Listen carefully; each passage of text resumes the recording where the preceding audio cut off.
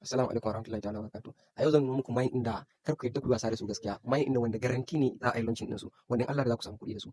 Farko mu je mu. Wannan shine Notcoin. Notcoin in ba ku manta ba an wuce shi.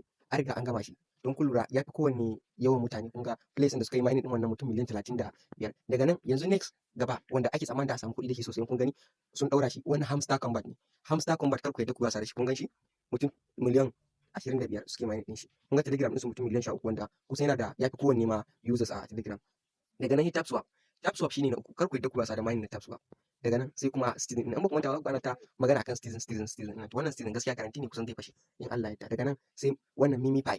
MimiPi kar ku wasa da shi. Za ku ga yawanci miners suna ta cewa ku je ku yi mining din shi. To Allah da wannan shi ma muna tsammanin shi nan gaba kaɗan. Daga nan kuma sai Nia Wallet. Wannan Nia Wallet yanzu aka fara magana ta ma wanda yanzu aka a ciki akwai hot wallet din nan ba ko hotcoin ne wanda shi yanzu ana maganar kaddamar da shi ma to shi ma yana da amfani sai Yescoin wannan Yescoin guda biyu ne to amma wannan ne kar ku yadda ku wasa da shi ma ana za